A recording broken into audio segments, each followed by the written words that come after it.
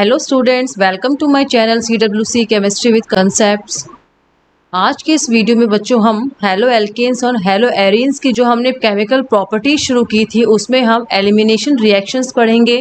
E1 और E2 दोनों reactions हम करेंगे और उनके बहुत सारे एग्जांपल्स देखेंगे जो एग्जाम्स में आते हैं, चाहे वो बोर्ड एग्जाम्स हों चाहे वो कॉम्पिटिटिव एग्जाम्स हों। तो आइए बच्चों हम एलिमिनेशन रिएक्शंस के बारे में पढ़ते हैं। बच्चों, जब हमने chemical properties of halo alkane पढ़ी थी तो हमने वहाँ आपको बताया था कि हेलो एल्केन्स जो होते हैं वो 3 तरह के रिएक्शन देते हैं। पहला होता है न्यूक्लियोफिलिक रिएक्शंस, जिसको हम नाभिक स्नेही प्रतिस्थापन अभिक्रियाएं कहते हैं, जो 2 तरह के होते हैं, SN1 और SN2। सेकेंड रिएक्शंस जो देते हैं हेलो एल्केन्स वो हमारे होते हैं बच्चों एलिमिनेशन रिएक्शंस, जिसमें हम आज E1 और E2 टाइप ऑफ रिएक्शंस पढ़ेंगे और उनके एग्जांपल्स को देखेंगे। और थर्ड टाइप के जो रिएक्शंस होते हैं केमिकल प्रॉपर्टीज़ के अंदर जो आते हैं, जो हेलो एल्केन्स देते हैं, वो है रिएक्शन विथ मेटल्स, जो हम आगे आने वाले वीडियोस में करेंगे। जो बच्चे पहली बार इस वीडियो को देख रहे हैं, अगर उनको न्यूक्लियोफिलिक सब्स्टिट्यूशन रिएक्शन नाभिक स्नेही प्रतिस्थापन अभिक्रियाएं आपको देखनी है तो आप मेरे चैनल पे जाके SN1 और SN2 के वीडियोस देख सकते हैं। आज हम जो है एलिमिनेशन रिएक्शंस पढ़ेंगे बच्चों। एलिमिनेशन रिएक्शंस जिन्हें विलोपन अभिक्रियाएं भी कहते हैं, जनरली वो रिएक्शंस होते हैं जिनमें से कोई छोटा समूह जो है बाहर निकलकर चला जाता है और एल्कीन का फॉर्मेशन हमें देखने को मिलता है। ये देखिए बच्चों, मैंने जनरल एग्जाम्पल लिखा हुआ है। ये एक एल्केन है जिसमें A और B जो है 2 समूह लगे हुए हैं, 2 ग्रुप लगे हुए हैं। B जो है हो सकता है कि H भी हो सकता है और जनरली हम H ही देखेंगे हमारे एग्जाम्पल्स में B के रूप में। और A जो है मोस्टली हमारा हेलो एल्केन्स की हम बात कर रहे हैं तो ये हमारा X होगा।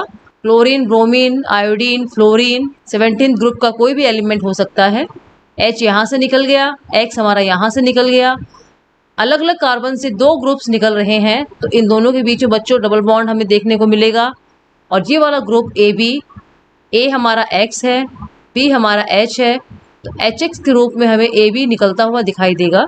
तो एलिमिनेशन रिएक्शंस जो होते हैं उनकी जनरल प्रॉपर्टीज गुण क्या होते हैं, इनमें कोई भी छोटा समूह जो होता है, स्मॉल ग्रुप जो होता है वो निकलता हुआ दिखाई देता है, जैसे ऊपर वाले एग्जांपल में HX निकल रहा है। सैचुरेटेड संतृप्त सिंगल बॉन्ड से हमें डबल बॉन्ड या कभी कभी ट्रिपल बॉन्ड कंपाउंड भी देखने को मिलते हैं, जिन्हें हम असंतृप्त कंपाउंड कहते हैं। तो संतृप्त से असंतृप्त प्रोडक्ट का फॉर्मेशन हमें देखने को मिलता है। हम कह सकते हैं कि एलिमिनेशन रिएक्शंस जो होते हैं वो एडिशन रिएक्शन के अपोजिट होते हैं। जैसे हम मान लीजिए यहाँ से शुरू करते हैं, ये एल्कीन है, एल्कीन के अंदर हमने AB ग्रुप को ऐड किया, एक जगह A लग जाएगा यहाँ पे और यहाँ हमारा B लग जाएगा, तो इस वाले प्रोसेस को हम एडिशन रिएक्शन कहेंगे। तो एडिशन रिएक्शन के द्वारा हमें ये वाला प्रोडक्ट मिलता है और एलिमिनेशन रिएक्शन के द्वारा हमें एल्कीन मिलता है। तो दोनों जो रिएक्शन है, एडिशन रिएक्शन और एलिमिनेशन रिएक्शन, एक दूसरे के अपोजिट हैं। जनरली एलिमिनेशन रिएक्शन जो होते हैं बच्चों हाई टेम्परेचर पे देखने को मिलते हैं। हाई टेम्परेचर पे हमें क्यों देखने को मिलते हैं, रीजन देखिए उसका। बच्चों, अभी भी हमने देखा है कि जब ये रिएक्शन हमारा हो रहा था, जो मैंने ऊपर लिखा है, तो इसमें 2 बॉन्ड टूटे थे। एक ये बॉन्ड जो C और A के बीच में है और एक ये बॉन्ड जो C और B के बीच में है। 2 बॉन्ड टूटे हैं और दोनों के दोनों जो हमारे सिग्मा बॉन्ड हैं, सिग्मा बॉन्ड तोड़ने के लिए, जो कि बहुत स्ट्रांग होते हैं, हमें एनर्जी की रिक्वायरमेंट होती है।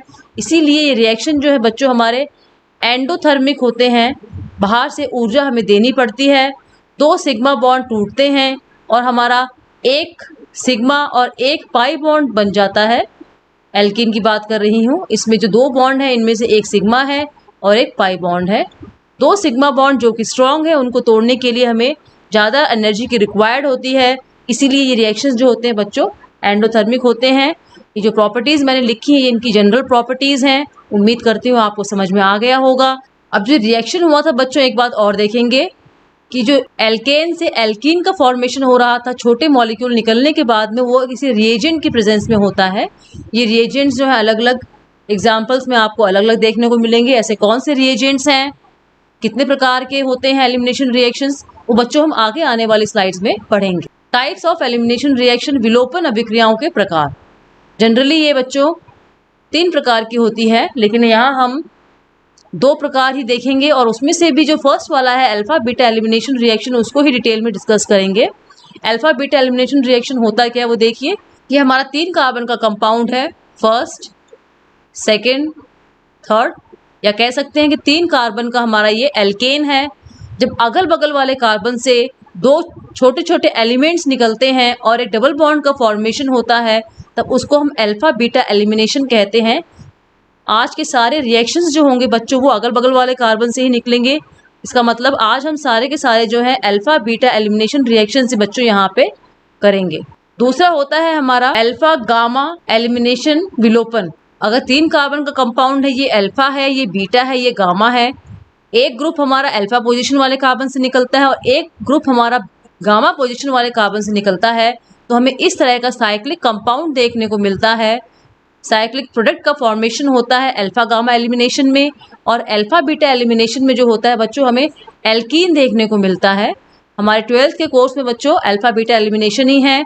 आगे आने वाली स्लाइड्स में हम बहुत सारे इसके एग्जाम्पल करेंगे, लेकिन एक बात जो यहाँ इंपॉर्टेंट है वो ये है कि चाहे अल्फा बीटा एलिमिनेशन हो या फिर अल्फा गामा एलिमिनेशन हो, एक पर्टिकुलर रिएजेंट जो है उसकी रिक्वायरमेंट होती है, और हाई टेम्परेचर जो कि जनरली इस तरह से दिखाया जाता है। ये रिएक्शंस जो होते हैं हमारे बच्चों हाई टेम्परेचर पे हमें देखने को मिलते हैं। अगर टेम्परेचर कम होगा तो यही रिएक्शन जो है SN1 या SN2 मैकेनिज्म से होंगे, और टेम्परेचर बढ़ते ही हमारे बच्चों ये रिएक्शंस जो है एलिमिनेशन रिएक्शन की कैटेगरी में आ जाते हैं। आगे आने वाली स्लाइड्स में हम खूब सारे एग्जाम्पल्स और टाइप्स देखेंगे। अल्फा बीटा एलिमिनेशन के हमने 3 टाइप यहाँ बताए हुए हैं आपको। एक E1 है, एक E2 है और एक E1CB है। E1 एलिमिनेशन जो है यूनिमोलिकुलर एलिमिनेशन भी कहते हैं इसको। इसमें एक ही मॉलिक्यूल जो है रेट डिटरमाइनिंग स्टेप में इन्वॉल्व होता है। आगे आने वाली स्लाइड्स में हम बच्चों डिटेल में इसके बारे में पढ़ेंगे। ये जो 1 यहाँ लिखा हुआ है इसका मतलब यूनिमोलिकुलर, एक मॉलिक्यूल इन्वॉल्व होता है ऐसे रिएक्शंस में। एग्जाम्पल दिया हुआ है। जनरली E1 रिएक्शंस जो होते हैं 2 स्टेप में होते हैं। फर्स्ट स्टेप जो होता है उसमें हेलो एल्केन्स की बात हम कर रहे हैं, तो हेलोजन जो है हैलाइड आयन के रूप में बाहर निकल जाता है। एक कार्बोकैटायन का फॉर्मेशन हमें देखने को मिलता है। ये रहा हमारा कार्बोकैटायन जिसको हम कार्ब धनायन कहते हैं। और सेकेंड स्टेप में बीटा कार्बन से बच्चों जो कार्ब धनायन है इस वाले को हमने अल्फा कह दिया, तो ये हमारा हो गया बीटा। फर्स्ट स्टेप में बच्चों हमें कार्बोकैटायन का फॉर्मेशन होते हुए दिखाई दिया था, और सेकेंड स्टेप जो होता है उसमें बीटा पोजीशन से एक हाइड्रोजन जो है वो अपने दोनों इलेक्ट्रॉन्स छोड़कर H+ के फॉर्म में बच्चों बाहर निकल जाता है।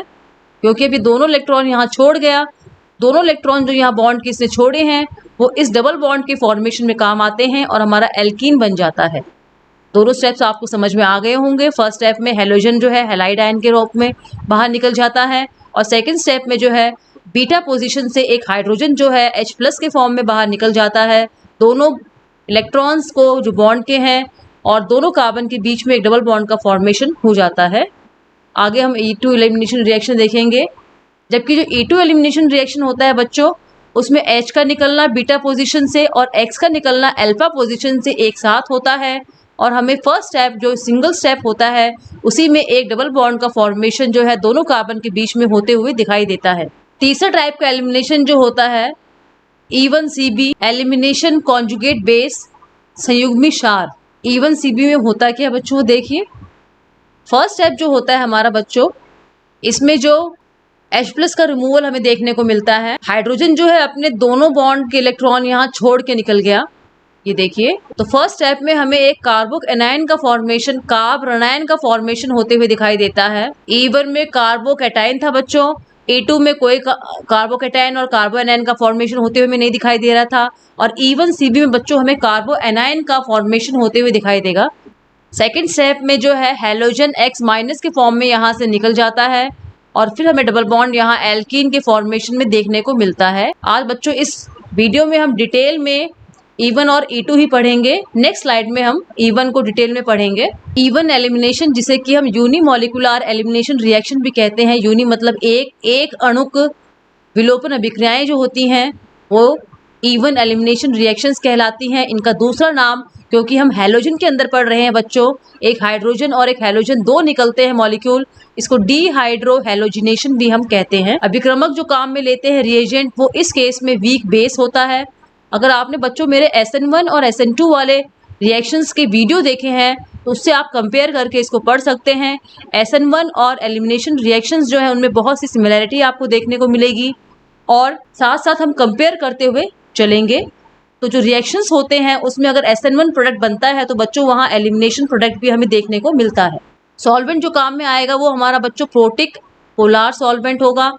प्रोटिक वो होता है जिसमें प्रोटॉन प्रेजेंट होता है, और पोलार वो होता है जो दो पोल्स में, जैसे H2O होता है वो H+ और OH- में दो पोल्स में या दो पोल्स की तरह बिहेव करता है, उसको हम पोलार सॉल्वेंट कहते हैं।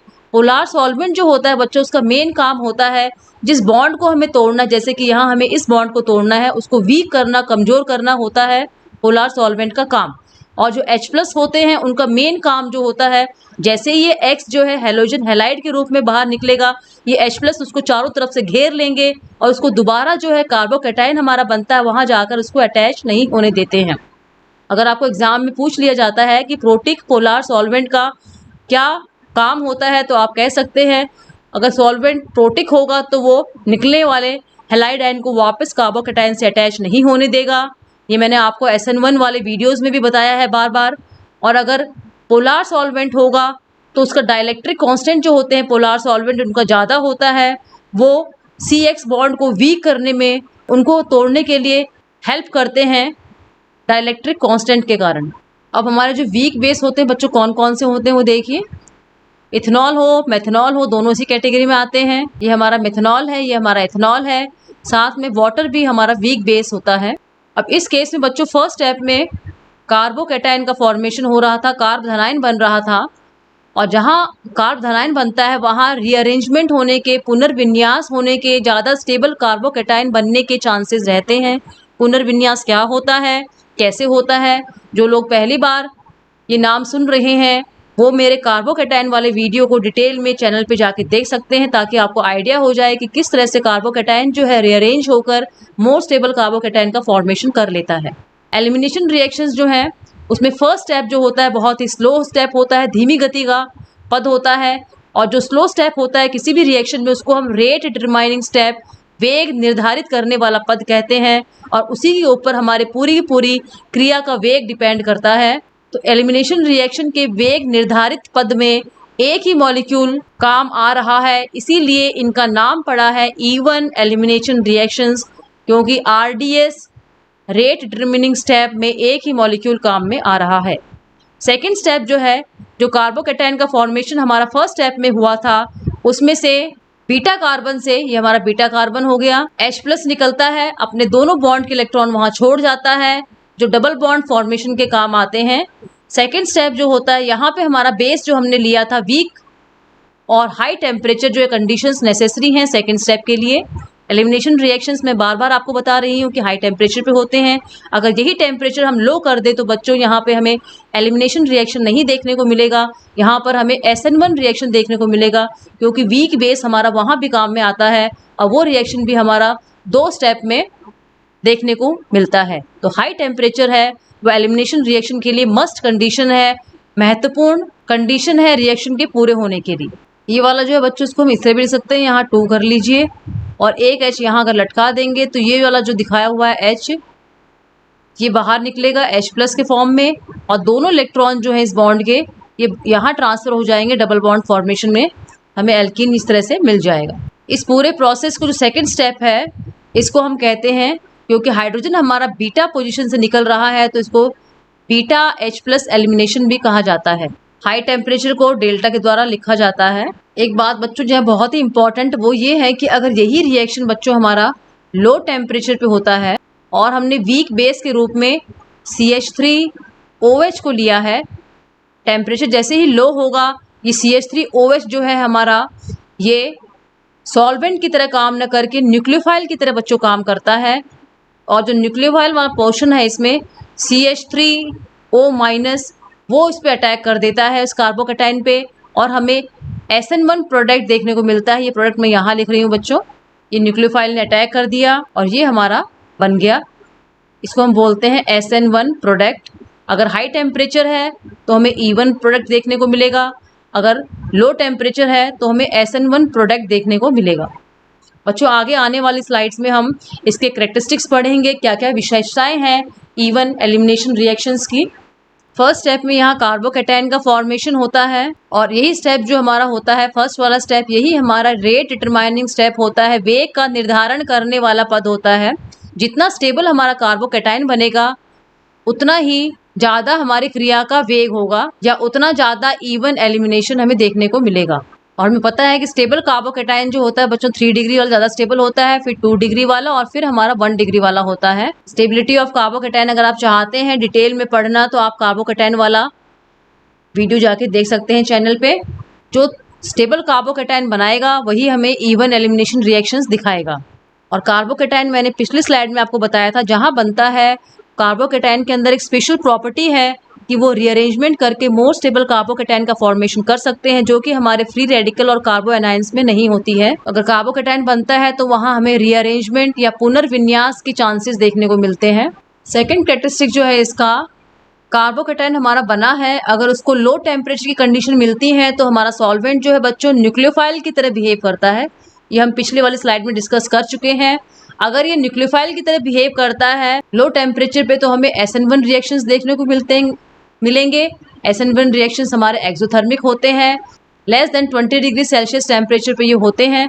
अगर हाई टेम्परेचर कंडीशन देखने को मिलती है तो हमारा जो सॉल्वेंट है वो एज ए सॉल्वेंट ही बिहेव करेगा और इवन रिएक्शंस हमें देखने को मिलेंगे जो कि जनरली एंडोथर्मिक होते हैं and more than 50 degree Celsius temperature पे हमें देखने को मिलते हैं। जो बच्चों अल्कोहल होता है, जो हम बेस की बात कर रहे हैं, CH3OH अगर लेते हैं, हम अल्कोहल के फॉर्म में मेथनॉल लेते हैं तो वो एज ए बेस के रूप में भी काम कर सकता है। जब वो बेस के रूप में काम करता है तो हमें इवन रिएक्शंस देखने को मिलते हैं और अगर लो टेम्परेचर होता है, वो न्यूक्लियोफाइल की तरह काम करता है तो हमें SN1 रिएक्शंस देखने को मिलते हैं। मैंने पहले ही आपको बता दिया था कि दोनों रिएक्शंस जो हैं इवन और SN1 रिएक्शन ये साथ साथ में चलते रहते हैं। कभी इवन प्रोडक्ट ज़्यादा बनता है तो कभी SN1 प्रोडक्ट ज़्यादा बन जाता है, डिपेंड करता है कि हम कौन सी कंडीशंस उसको प्रोवाइड कर रहे हैं। अब बच्चों इसका नाम जो है इवन क्यों पड़ा है, पहले भी आ चुका है, ये मैं बता चुकी हूँ आपको, क्योंकि जो इसका रेट डिटरमाइनिंग स्टेप है, वेग निर्धारित करने वाला पद है, वेग निर्धारण पद है, उसमें एक ही मॉलिक्यूल काम में आ रहा है, इसीलिए बच्चों इसको हम इवन रिएक्शंस कहते हैं। तो रेट जो हमारा होगा, तो अभिक्रिया का वेग जो होगा बच्चों उसको हम इस तरह से लिख सकते हैं, K कांस्टेंट है और वो जो हमने एल्किल हैलाइड लिया है फर्स्ट रिएक्शन उस पर डिपेंड करता है।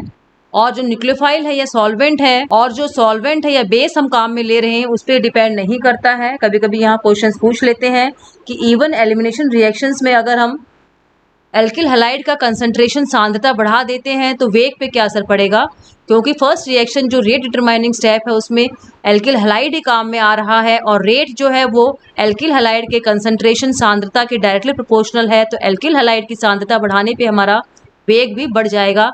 और अगर हम बेस क्षार की सांद्रता बढ़ाते हैं तो हमारे वेग पर कोई असर नहीं पड़ेगा, क्योंकि वेग वाले इस फॉर्मूले में यहाँ पे हमारा कोई बेस नहीं है, इसलिए इवन एलिमिनेशन रिएक्शन में बेस की सांद्रता बढ़ाने पर वेग पर कोई असर नहीं पड़ता है। तो रिएक्शन की स्पीड जो है बच्चों वो सिर्फ हमारे एल्किल हैलाइड की सांद्रता पे ही निर्भर करती है। इसको हम रिएक्टेंट या फिर सबस्ट्रेट भी कह सकते हैं। इसके अमाउंट अगर हम डबल कर देंगे तो रेट ऑफ रिएक्शन हमारा डबल हो जाएगा, 3 गुना कर दोगे तो रेट भी हमारा 3 गुना हो जाएगा।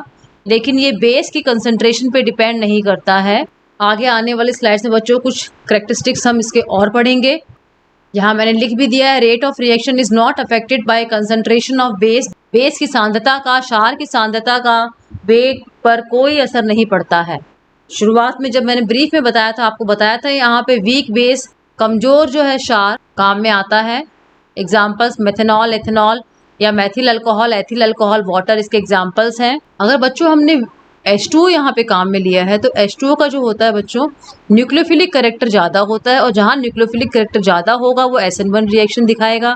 जबकि मैथिल अल्कोहल और एथिल अल्कोहल जो होते हैं बच्चों, इनका बेसिक कैरेक्टर ज़्यादा होता है पानी के कंपैरिजन में, और ये ज़्यादा बेसिक कैरेक्टर होने के कारण इवन एलिमिनेशन रिएक्शंस यहाँ पे इनके साथ में हमें देखने को मिलता है। अब एक क्वेश्चन ये उठता है कि हम कमज़ोर बेस ही काम में क्यों लेते हैं। अगर आपको बच्चों ध्यान है, जहां हमने SN2 रिएक्शन की बात की थी, जहां हम स्ट्रॉन्ग बेस काम में लेते हैं, तो स्ट्रॉन्ग बेस जो बच्चों होता है वो इस हैलोजन का हैलाइड आयन के रूप में निकलने का इंतजार नहीं करता है और पीछे से जाकर जो है उस सबस्ट्रेट पर, उस अभिकारक पे आक्रमण कर देता है और हमारा ट्रांजिशन स्टेट हमें SN2 रिएक्शन में देखने को मिला था, वही हमें E2 रिएक्शन में भी देखने को मिलता है, जहां हम स्ट्रॉन्ग बेस काम में लेते हैं। एक कारण ये हम ये कह सकते हैं कि स्ट्रॉन्ग बेस अगर हम काम में लेते तो वहाँ कार्बोकेटाइन का फॉर्मेशन नहीं होता। स्ट्रॉन्ग बेस जो होता है वो इतना इंतजार ही नहीं करता कि हैलोजन जो है हैलाइड आयन के रूप में बाहर निकले, कार्बोकेटाइन बने और फिर जाकर वो लगे। वो पहले ही कार्बोकेटाइन के बनने से पहले ही वहाँ जाके आक्रमण कर देता है और ट्रांजिशन स्टेट जहाँ स्ट्रॉन्ग बेस होगा वहाँ हमें देखने को मिलेगी। ट्रांजिशन स्टेट को बच्चों संक्रमण अवस्था कहते हैं, जो E1 और SN1 में देखने को नहीं मिलती है। ये हमें सिर्फ E2 और SN2 रिएक्शन में ही देखने को मिलेगी, जहां हम स्ट्रॉन्ग बेस काम में लेंगे। अगर ये हमारा सबस्ट्रेट है, यहाँ हैलोजन लगा हुआ है और हमने मान लो बच्चों स्ट्रॉन्ग बेस ले लिया, क्योंकि X है तो इस बॉन्ड के इलेक्ट्रॉन को अपनी तरफ खींचेगा, इस पे पार्शियल आंशिक नेगेटिव का निशान आ जाएगा, इस पे पार्शियल पॉजिटिव का निशान आ जाएगा। बेस हमारा स्ट्रॉन्ग है तो इस X के निकलने का इंतजार नहीं करेगा, वो पीछे से आकर यहाँ पे अटैक कर देगा और जो हमारा प्रोडक्ट हमें देखने को मिलेगा उसे हम ट्रांजिशन स्टेट या संक्रमण अवस्था बोलते हैं, जो हम E2 रिएक्शंस में देखेंगे। इसलिए यहाँ पे जो है बच्चों वीक बेस काम में लेता है, क्योंकि वो वीक है इसलिए वो खड़े खड़े इंतजार करता है कि किस तरह से X जो है X- के रूप में बाहर निकल जाए और उसके बाद में कार्बोकेटाइन जब बन जाता है तब जाके वो आक्रमण करता है। जो सॉल्वेंट होता है नेक्स्ट कैरेक्टरिस्टिक में वो देखेंगे कि पोलार प्रोटिक सॉल्वेंट होता है। पोलार मीन्स जिसमें कैपेसिटी हो दो ध्रुव में बंटने की, H+ और OH- जैसे कि वाटर का केस है। अगर ये पोलार होगा तो इस C और X वाले बॉन्ड को कमजोर कर देगा, तोड़ने में उसको आसानी कर देगा। प्रोटिक होगा इसका मतलब उसके अंदर H+ प्रेजेंट है। H+ प्रेजेंट है इसका मतलब जब ये हैलोजन जो है हैलाइड के रूप में बाहर निकलेगा तो ये H+ जो है बच्चों इसको चारों तरफ से घेर लेंगे और इसको दोबारा जो है हमारा कार्बोकेटाइन बन रहा है फर्स्ट स्टेप में उसकी जाके अटैच नहीं होने देंगे। पोलार और प्रोटिक आपको दोनों समझ में आ गया होगा, ये मैंने आपको पहले भी बताया था। इसलिए सॉल्वेंट जो है वो पोलार और प्रोटिक हमारा होना चाहिए। हमने कहा था कि बच्चों जो हमारा सबस्ट्रेट था ये वाला, जिसमें एलिमिनेशन हमें देखने को मिल रहा था, यहाँ पे X लगा हुआ था। ये X जो है बच्चों इतनी आसानी से अपने आप छोड़ के नहीं जाएगा इस सबस्ट्रेट को, और कार्बोकेटाइन का फॉर्मेशन इतनी आसानी से हमारा नहीं होगा। इस X को निकालने का काम और इस बॉन्ड को कमजोर करने का काम बच्चों हमारा सॉल्वेंट करता है। अगर वो पोलार होगा तो इस CX बॉन्ड को वीक कर देगा और X हमारा आसानी से बाहर निकल कर चला जाएगा X- के फॉर्म में। अगर वो प्रोटिक होगा, अभी भी मैंने आपको बताया है, तो H+ जो होंगे वो इसको चारों तरफ से घेर लेंगे और दोबारा जो ये X- है, क्योंकि ये निकल के बाहर नहीं जाता है, बहुत दूर नहीं जाता है, इसी के आसपास मंडराता रहता है, तो दोबारा ये कार्बोकेटाइन से अटैच न हो जाए। H+ जो है प्रोटिक सॉल्वेंट के, वो इस X को घेर लेते हैं, इसके चारों तरफ एक पिंजरा केज बना लेते हैं और ये दोबारा जो है X- कार्बोकेटाइन से नहीं जुड़ पाता है। जो लिविंग ग्रुप है बच्चों, ये जो X हमें जा रहा है यहाँ से छोड़कर, इसको हम बोलते हैं लिविंग ग्रुप, निकलने वाला ग्रुप। जो रेट ऑफ एलिमिनेशन रिएक्शन जो होता है, जितनी आसानी से लिविंग ग्रुप वहाँ से निकल जाता है उस सबस्ट्रेट में से, उस अभिकारक में से, उतने ज़्यादा हमें एलिमिनेशन रिएक्शन का वेग देखने को मिलेगा। लिविंग ग्रुप की टेंडेंसी मैंने आपको प्रीवियस वीडियोज़ में बताया है। आयोडीन जो है सबसे अच्छा लिविंग ग्रुप है, हैलोजन की बात हम कर रहे हैं। फिर हमारा ब्रोमीन, फिर आता है हमारा क्लोरीन और फिर हमारा आता है फ्लोरीन। एलिमिनेशन रिएक्शन पढ़ते वक्त एक बात बच्चों हमेशा ध्यान में रखेंगे कि इवन रिएक्शंस और न्यूक्लियोफिलिक रिएक्शन जो होते हैं SN1 या SN2 रिएक्शंस, ये दोनों बच्चों साथ साथ में चलते रहते हैं, साइड बाय साइड चलते हैं। आयोडीन की साइज बड़ी होती है इसीलिए आसानी से इलेक्ट्रॉन को लेके निकल सकता है, उसके पास जगह है इलेक्ट्रॉन को रखने की। फ्लोरीन की साइज छोटी होती है, वो उस इलेक्ट्रॉन को निकाल तो लेता है लेकिन संभाल नहीं पाता है, इसलिए इसको लेके बाहर नहीं निकल सकता है। तो जितना अच्छा लिविंग ग्रुप होगा उतना ही ज़्यादा हमें रेट ऑफ इवन एलिमिनेशन देखने को मिलेगा। बच्चों आगे आने वाली स्लाइड्स में हम एग्जाम्पल करेंगे इसको अच्छी तरह समझने के लिए। ये देखिए एक एग्जाम्पल लिया हुआ है, इसमें Br लगा हुआ है, 60 डिग्री टेम्परेचर दिया हुआ है और ये हमारा मिथेनॉल एज ए सॉल्वेंट यहाँ पे दे रखा है। एल्किन का फॉर्मेशन होगा क्योंकि हम एलिमिनेशन रिएक्शन की बात कर रहे हैं। इवन रिएक्शंस जो होते हैं बच्चों भी पढ़ा है हमने, 3 डिग्री कार्बोकेटाइन ज्यादा स्टेबल होता है 2 डिग्री और 1 डिग्री से। एल्कीन हमारा बना है, इसको समझने के लिए क्योंकि हमने SN1 और SN2 रिएक्शंस भी मैकेनिज्म के द्वारा किए थे। मैकेनिज्म बच्चों अगर हमें आता है तो हमारे प्रोडक्ट में गलती होने के चांसेस, कौन सा प्रोडक्ट हमारा बनेगा, उत्पाद क्या बनेगा, उसमें गलती होने के चांसेस हमारे कम हो जाते हैं। इसलिए जितने भी एग्जाम्पल्स हम करेंगे कोशिश करेंगे कि उनके मैकेनिज्म को भी आपको मैं साथ साथ समझाऊंगी। फर्स्ट स्टेप जो है उसमें क्या होता है वो देखो, ये हमारा बच्चों अल्फा कार्बन है जिससे Br अटैच है, ये हमारा हो गया बीटा कार्बन। फर्स्ट स्टेप में हमने पढ़ा था एलिमिनेशन रिएक्शन E1 में कि Br जो है वो Br माइनस के फॉर्म में निकल जाता है। यहाँ से बच्चों हमारा Br माइनस निकल गया, क्योंकि वो अपने इलेक्ट्रॉन लेके निकला है तो इस पे प्लस का निशान हमें देखने को मिलेगा और ये कार्बोकैटायन हमारा बन गया। तो फर्स्ट स्टेप E1 रिएक्शंस के कार्बोकैटायन का फॉर्मेशन दिखाते हैं। और सेकेंड स्टेप जो होता है बच्चों हमारा, ये कार्बोकैटायन जो होता है इसके नज़दीक सॉल्वेंट आता है और बीटा पोजीशन से, ये अल्फा पोजीशन थी जहाँ पे Br लगा हुआ था, उसके बगल वाला कार्बन जो है बीटा पोजीशन है। ये वाला भी हमारा बीटा हो सकता है, इस साइड वाला भी बीटा है, इधर वाला भी बीटा है। वहाँ से हाइड्रोजन जो है वो H+ के फॉर्म में निकलता है। इस बॉन्ड के दोनों इलेक्ट्रॉन यहीं छोड़ जाता है और ये दोनों इलेक्ट्रॉन यहाँ डबल बॉन्ड के फॉर्मेशन के लिए हमारे काम आते हैं और एल्कीन हमारा बन जाता है। ये प्रोसेस हमें कब देखने को मिलेगा बच्चों? जब टेम्परेचर हमारा हाई होगा। जब हाई टेम्परेचर होता है तो हमारा CH3OH जो है बच्चों बेस की तरह काम में आता है और हमारा एल्कीन बनता है। और जब टेम्परेचर हमारा लो होता है तो CH3OH जो है बच्चों ये एक न्यूक्लियोफाइल की तरह बिहेव करता है। इसमें न्यूक्लियोफाइल वाला पोर्शन जो है CH3O- ये वाला, ये यहाँ पे आके अटैच हो जाता है। ये हमारा इसमें न्यूक्लियोफाइल वाला पोर्शन है, ये यहाँ पे आके अटैच हो जाता है और हमें SN1 मैकेनिज्म यहाँ पे देखने को मिलता है। तो टेम्परेचर बच्चों डिसाइड करता है कि हमारा एलिमिनेशन प्रोडक्ट बनेगा या फिर न्यूक्लियोफिलिक सब्स्टिट्यूशन प्रोडक्ट हमारा बनेगा। इसको हम beta hydrogen beta H+ elimination भी कहते हैं, क्योंकि H+ जो होता है बच्चों हमारा बीटा पोजीशन से निकल रहा है। लो टेम्परेचर जो है आसपास 10 डिग्री के होता है। नेक्स्ट एग्जाम्पल देखते हैं बच्चों। ये देखिए बच्चों, ये अल्फा कार्बन है जिससे Br जुड़ा हुआ है, दोनों साइड में बीटा बीटा कार्बन है। टेम्परेचर जो है हमने 80 डिग्री के आसपास लिया है और जो सॉल्वेंट हम काम में लेंगे वो हमने यहाँ पे मान लीजिए मिथनॉल लिया है। अब हमारा बीटा हाइड्रोजन इधर वाले CH2 से निकलेगा या फिर इधर वाले CH2 से निकलेगा। कहाँ से निकलेगा वो हम कैसे डिसाइड करेंगे वो देखिए। फर्स्ट स्टेप में हमें पता है कि Br माइनस निकलेगा, हमने Br माइनस निकाल दिया, ये हमारा कार्बोकैटायन बन गया। अब इसके पास में कार्बोकैटायन बनने के बाद में दो ऑप्शन है। अगर सीधे हाथ के बीटा वाले कार्बन से हाइड्रोजन निकलता है तो बच्चों हमें ये देखने को मिलता है फर्स्ट वाला प्रोडक्ट। अगर उल्टा हाथ वाले बीटा कार्बन से H निकलता है तो हमें ये सेकंड वाला प्रोडक्ट देखने को मिलता है। अब दोनों में से कौन सा ज़्यादा मात्रा में बनेगा और कौन सा कम मात्रा में बनेगा वो देखिए। जो फर्स्ट वाला प्रोडक्ट हमारा बना है बच्चों, जो डबल बॉन्ड से अटैच कार्बन है, ये बच्चों ध्यान से सुनेंगे, डबल बॉन्ड है उससे अटैच कार्बन है, उसके पास वाला कार्बन जो होता है बच्चों ये हमारा अल्फा कार्बन होता है और इस पे जुड़े हुए हाइड्रोजन को हम अल्फा हाइड्रोजन कहते हैं। जहाँ पे अल्फा हाइड्रोजन ज़्यादा होंगे वो प्रोडक्ट हमारा स्टेबल होगा। यहाँ पे हमारे देखिए बच्चों, डबल बॉन्ड से जुड़े कार्बन से एक कार्बन जुड़ा हुआ है जिसके ऊपर दो हाइड्रोजन है, तो यहाँ पे हमारे दो अल्फा हाइड्रोजन है। सेकंड वाले प्रोडक्ट में देखिए डबल बॉन्ड वाला कार्बन है, एक कार्बन ये रहा डबल बॉन्ड वाला, एक ये रहा। इन दोनों से जुड़े हुए कार्बन, ये वाला अल्फा कार्बन हो गया, ये वाला अल्फा कार्बन हो गया। इसके ऊपर तीन अल्फा हाइड्रोजन है, सीधे हाथ वाले के ऊपर, उल्टे हाथ वाले के ऊपर भी तीन अल्फा हाइड्रोजन है। टोटल हमारे यहाँ पे बच्चों 6 अल्फा हाइड्रोजन हो गए। यहाँ पे हमारे अल्फा हाइड्रोजन ज़्यादा है इसलिए हमारा मुख्य उत्पाद बनेगा, ज़्यादा अमाउंट में ये नीचे वाला बनेगा और कम मात्रा में जो होता है ऊपर वाला बनेगा। जो ज़्यादा मात्रा में बनता है एलिमिनेशन प्रोडक्ट में उसको हम बोलते हैं बच्चों सेटजेफ प्रोडक्ट, और जो कम मात्रा में बनता है उसको हम बोलते हैं बच्चों हॉफमैन प्रोडक्ट। ये हमें तभी देखने को मिलेगा जब हमने सॉल्वेंट जो है छोटा क्षार स्मॉल बेस हमने काम में लिया है, तब हमें दो तरह के प्रोडक्ट देखने को मिलते हैं, हॉफमैन प्रोडक्ट और सेटजेफ प्रोडक्ट। जो ज़्यादा मात्रा में होता है उसको हम सेटजेफ प्रोडक्ट कहते हैं, जो कम मात्रा में होता है उसको हम हॉफमैन प्रोडक्ट कहते हैं। कंडीशन ये है कि बेस का अटैक जो हो रहा है वो एक छोटे बेस का अटैक होना चाहिए। तो उस समय जो हमारा स्टेबल प्रोडक्ट होता है वह होता है जिसमें अल्फा हाइड्रोजन की अमाउंट ज़्यादा होती है।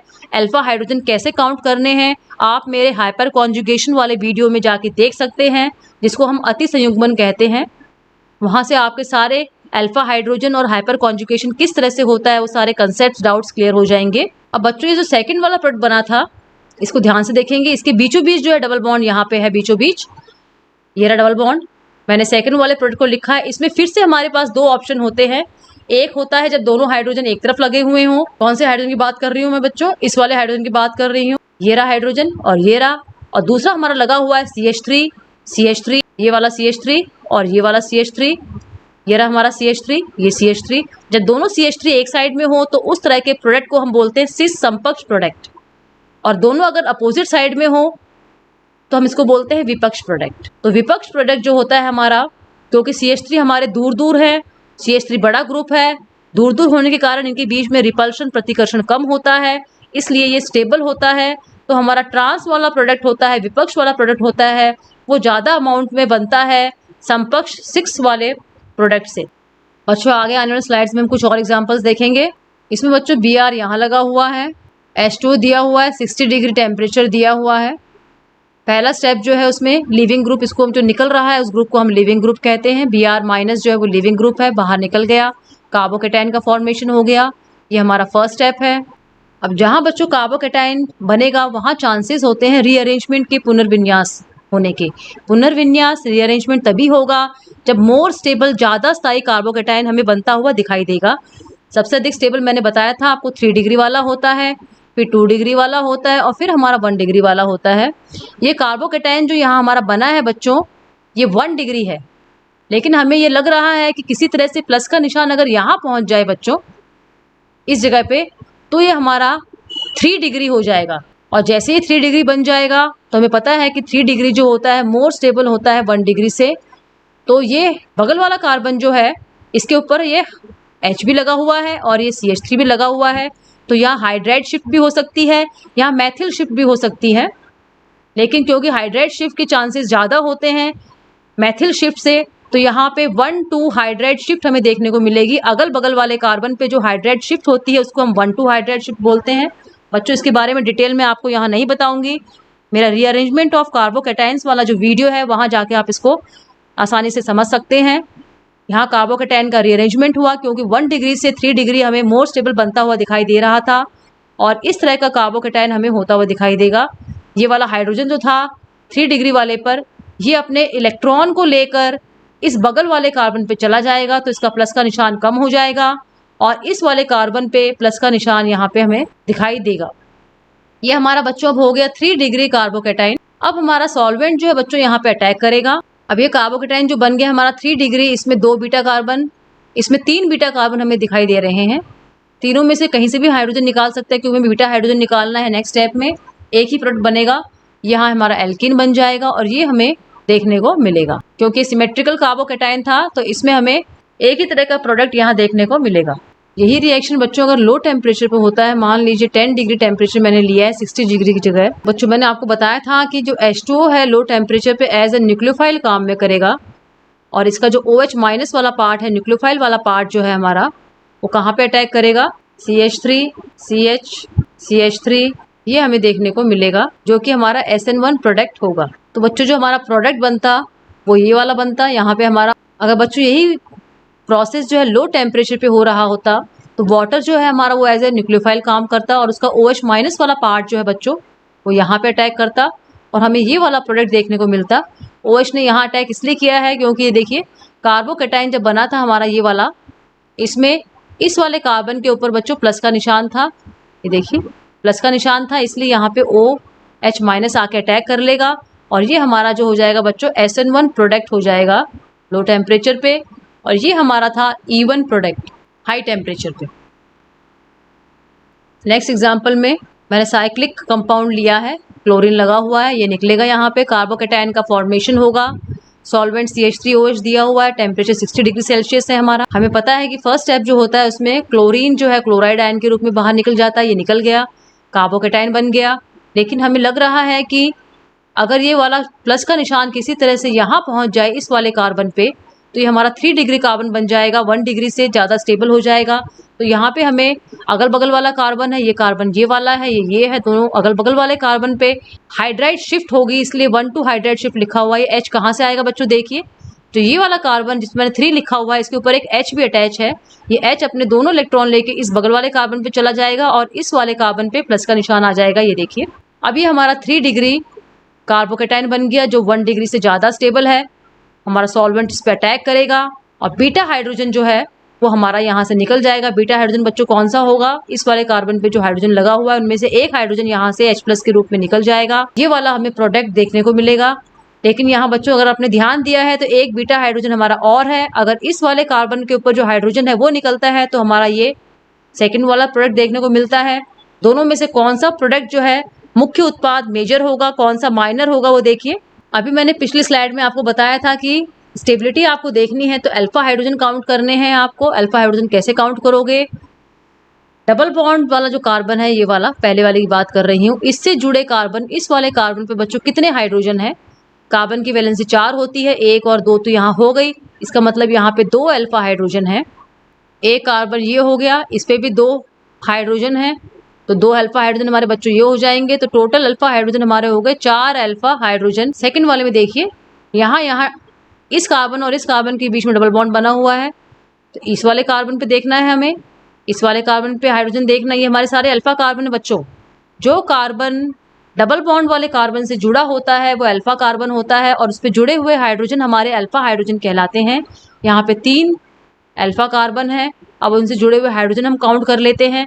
इस वाले कार्बन पे 2 हाइड्रोजन है, इसके ऊपर भी 2 हैं, और 3 हाइड्रोजन हमारे यहाँ है। तो टोटल बच्चों हमारे हो गए 7 अल्फा हाइड्रोजन।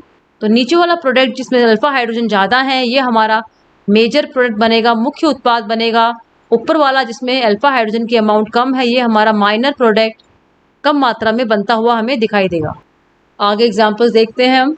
एक बात जो बच्चों यहाँ पे स्टार लगा के लिख लेंगे आप, अल्कोहल जो होता है, पिछले स्लाइड में मैं आपको लिख के दिखाई थी, ये बेटर बेस होता है, एक क्षार की तरह काम करता है मुख्य रूप से, इसलिए ये इवन रिएक्शंस देंगे।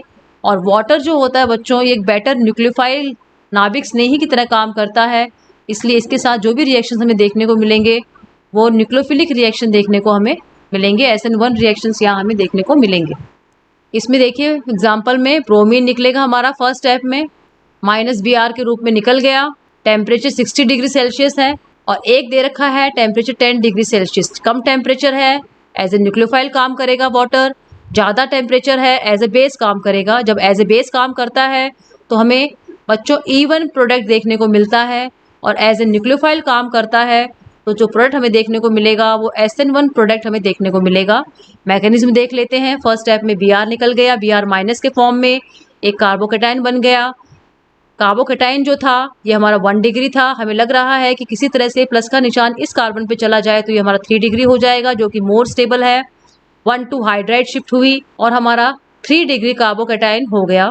इसके बाद में बीटा पोजीशन से एक हाइड्रोजन निकल जाएगा और डबल बॉन्ड जो है हमें बनता हुआ दिखाई देगा। बीटा पोजीशन क्योंकि हमारे पास 3 है यहाँ पे, तो तीनों में से अगर हाइड्रोजन निकलेगा तो कौन कौन से प्रोडक्ट बनेंगे वो देखिए। अगर इस वाले बीटा पोजीशन से हाइड्रोजन निकलता है तो हमें जो प्रोडक्ट देखने को मिलेगा बच्चों ये वाला देखने को मिलेगा, और ये दोनों बीटा पोजीशन सेम है तो इसमें हमें ये वाला प्रोडक्ट देखने को मिलेगा। ये बच्चों हमारा 2 डिग्री कार्बोकेटाइन था, क्योंकि 2 कार्बन से जुड़ा हुआ है, फिर प्लस का निशान है, इसको 2 डिग्री कर लेंगे। अब दोनों में से कौन सा स्टेबल है वो देखेंगे। ये हमारे डबल बॉन्ड वाले कार्बन हो गए, इनसे जुड़े हुए कार्बन ये वाला और ये वाला हो गया। 3 हाइड्रोजन हमारे यहाँ है, अल्फा हाइड्रोजन, 3 अल्फा हाइड्रोजन हमारे यहाँ है, 3 अल्फा हाइड्रोजन हमारे यहाँ है। इसके पास बच्चों टोटल 9 अल्फा हाइड्रोजन है। यहाँ देखिए इस कार्बन के और इसके बीच में डबल बॉन्ड है, इससे जुड़े हुए कार्बन कौन से हो जाएंगे, एक तो ये हो जाएगा बच्चों, एक ये हो जाएगा। हमारा अल्फा हाइड्रोजन हम काउंट कर लेंगे, 3 अल्फा हाइड्रोजन हमारे यहाँ है और 2 अल्फा हाइड्रोजन हमें यहाँ देखने को मिलेंगे, तो यहाँ हमारे 5 अल्फा हाइड्रोजन होंगे। तो मेजर जो होगा मुख्य उत्पाद हमारा ये वाला देखने को मिलेगा। अब अगर टेम्परेचर लो होगा तो H2O as a nucleophile attack करेगा, Br माइनस निकल जाएगा, कार्बोकेटाइन का फॉर्मेशन यहाँ होगा। ये बच्चों 2 डिग्री कार्बोकेटाइन है, 3 डिग्री बन सकता है, मोर स्टेबल रीअरेंजमेंट होगा इसमें। 1,2 हाइड्राइड शिफ्ट यहाँ तक भी देखने को मिलेगी हमें। बच्चों दोनों में SN1 हो चाहे इवन हो, कार्बोकेटाइन तो बनेगा ही बनेगा, और कार्बोकेटाइन बनेगा तो उसमें रीअरेंजमेंट होने के चांसेस ज़्यादा होते हैं, क्योंकि मोर स्टेबल वो बन सकता है। ये प्लस का निशान यहाँ आ गया, 3 डिग्री कार्बोकेटाइन बन गया, और उसके बाद में यहाँ पे OH माइनस जो न्यूक्लियोफाइल अटैक करेगा, ये हमारा SN1 प्रोडक्ट हो जाएगा। नेक्स्ट स्लाइड में बच्चों हम E2 एलिमिनेशन रिएक्शंस पढ़ेंगे। उम्मीद करती हूँ आपको E1 एलिमिनेशन रिएक्शंस एग्जाम्पल्स के द्वारा समझ में आ गया है। E2 एलिमिनेशन रिएक्शन क्या होते हैं वो देखिए। इसको हम बाई मॉलिक्यूलर रिएक्शन भी कहते हैं, क्योंकि जो RDS होता है फर्स्ट स्टेप, जो सिंगल स्टेप है इसका, उसमें 2 मॉलिक्यूल इन्वॉल्व होते हैं, जो कि इसका वेग निर्धारण करने वाला पद है। क्योंकि इसमें 2 मॉलिक्यूल हैं इसलिए इसको बाई मॉलिक्यूलर द्विअणुक विलोपन अभिक्रियाएं भी इसका कह सकते हैं। इसको हम एंटी एलिमिनेशन इसका दूसरा नाम है, क्योंकि जो निकलता है ग्रुप वो 2 विपरीत दिशाओं से निकलता है। एग्जाम्पल से हमको और ज़्यादा क्लियर हो जाएगा। बेस जो हम यहाँ काम में लेते हैं वो एक स्ट्रॉन्ग बेस होता है, प्रबल क्षार जिसको हम कहते हैं। क्योंकि क्षार बहुत प्रबल है तो हैलोजन का निकलना और क्षार का अटैक जो है बच्चों एक ही स्टेप में होता है और इसमें हमें कार्बोकैटायन देखने को नहीं मिलेगा। जो स्टेज हमें देखने को मिलती है उसको हम बोलते हैं ट्रांजिशन स्टेट, जिसमें बेबी एल्कीन हमें देखने को मिलता है। जो बेस होता है बच्चों इसको H+ चाहिए रहता है। इवन रिएक्शन में हमने वीक बेस लिया था, क्योंकि वो वीक था तो वो X का X- के फॉर्म में निकलने का वेट करता है, लेकिन ये स्ट्रॉन्ग बेस है तो ये X का निकलने का वेट नहीं करेगा। अपोजिट डायरेक्शन से जाकर बच्चों ये सबस्ट्रेट पर अभिकारक पे अटैक कर देगा। जो हमारा बेस होता है वो इस तरफ से अटैक करेगा, पीछे वाले डायरेक्शन से। जहाँ पे X लगा हुआ है हमारा बच्चों, यहाँ से ये बेस अटैक नहीं करेगा क्योंकि ये भी न्यूक्लियोफाइल है X और B भी हमारा न्यूक्लियोफाइल है। दोनों के बीच में रिपल्शन होगा, इसलिए अपोजिट डायरेक्शन से अटैक करता है और इस तरह का ट्रांजिशन स्टेट, संक्रमण अवस्था हमारी बन जाती है, जिसमें हमें बॉन्ड जो है टूटते हुए और बनते हुए दिखाई देते हैं। बेस जो था वो हाइड्रोजन को निकालता है तो इनके बीच में एक बॉन्ड बनता हुआ दिखाई देता है। H जो है CH2 से निकलेगा तो CH2 और H के बीच का बॉन्ड जो है कमजोर होता हुआ दिखाई देगा। दो C जो है इनके बीच में डबल बॉन्ड बनता हुआ दिखाई देगा। C और X के बीच का बॉन्ड ये हमें टूटता हुआ दिखाई देगा। इसमें कई बॉन्ड जो हमें टूटते और बनते हुए दिखाई देंगे। इस तरह की स्टेज को हम ट्रांजिशन स्टेट कहते हैं या फिर संक्रमण अवस्था कहते हैं। और जो प्रोडक्ट इस ट्रांजिशन स्टेट में बनता है वो बेबी एल्कीन कहते हैं, क्योंकि यही चीज जो है आगे जाकर एल्कीन का फॉर्मेशन हमारा करेगी। तो यहाँ बच्चों इंटरमीडिएट के रूप में जो है हमें ट्रांजिशन स्टेट देखने को मिलता है। कार्बोकैटायन का फॉर्मेशन यहाँ हमारा नहीं होगा, ये ध्यान रखेंगे। E1 और E2 में मेन जो डिफरेंस है वो यही है कि E1 में वीक बेस काम में आता है, यहाँ स्ट्रॉन्ग बेस काम में आता है। E1 में कार्बोकैटायन का फॉर्मेशन होता है, E2 में ट्रांजिशन स्टेट का फॉर्मेशन होता है। और जैसे ही ट्रांजिशन स्टेट बनता है, क्योंकि बहुत कम टाइम के लिए स्टेबल रहता है, 10⁻⁻⁶ सेकेंड्स के लिए ही बनता है, इसको आइसोलेट करना, पृथक करना मुश्किल होता है। B जो है हमारा वो H लेके निकल जाएगा और यहाँ से हमारा X निकल जाएगा।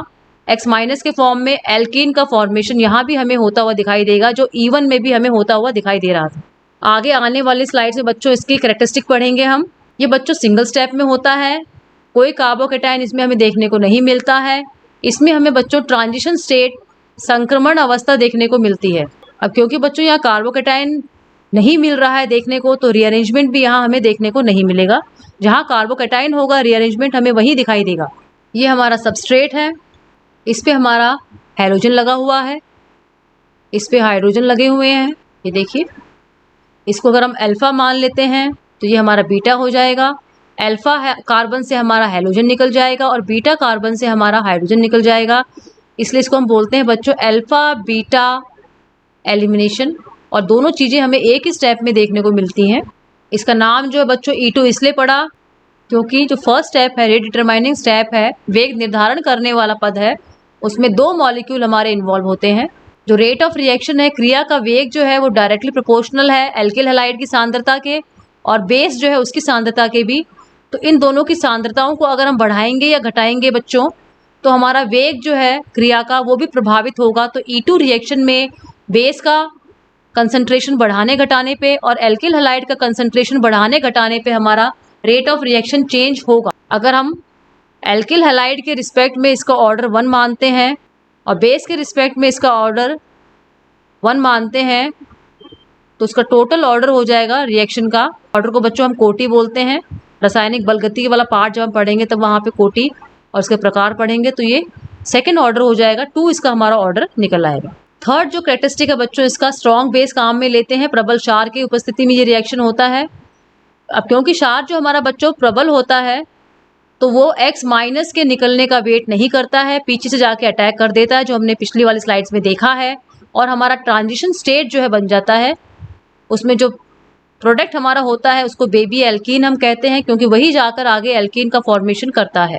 यहाँ पे बेस दिए हुए हैं बच्चों, KOH, NaOH, NaNH2, NH3 की उपस्थिति में। ये हमारे बच्चों छोटे बेस हैं, जबकि आगे के जो बेस हैं हमारे, ये हमारे बड़े बेस हैं। अल्कोहलिक KOH, अल्कोहलिक NaOH जो है बच्चों हमारे मुख्य रूप से एलिमिनेशन रिएक्शंस में देखने को मिलेंगे। तो जहाँ भी आपको अल्कोहलिक KOH और अल्कोहलिक NaOH दिखाई दे, तो ये आप लिख सकते हैं कि यहाँ एलिमिनेशन ही होगा।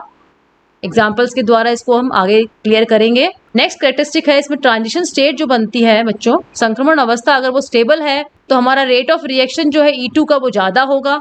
और संक्रमण अवस्था स्टेबल कौन सी होगी, जिसमें 3 डिग्री कार्बन, उसके बाद में 2 डिग्री कार्बन, और फिर सबसे कम जो होता है 1 डिग्री कार्बन वाली संक्रमण अवस्था सबसे कम स्टेबल होती है। तो अब तक जो हमने पढ़े हैं E1, E2, SN1 और SN2, इसको आप समराइज कर सकते हैं कि SN1 जो रिएक्शन है और E1 और E2 है, इसमें 3 डिग्री ज़्यादा स्टेबल है 2 डिग्री और 1 डिग्री से, जबकि SN2 रिएक्शन जो था इसमें स्टेबिलिटी का ऑर्डर जो था बच्चों हमारा 1 डिग्री, 2 डिग्री और 3 डिग्री था।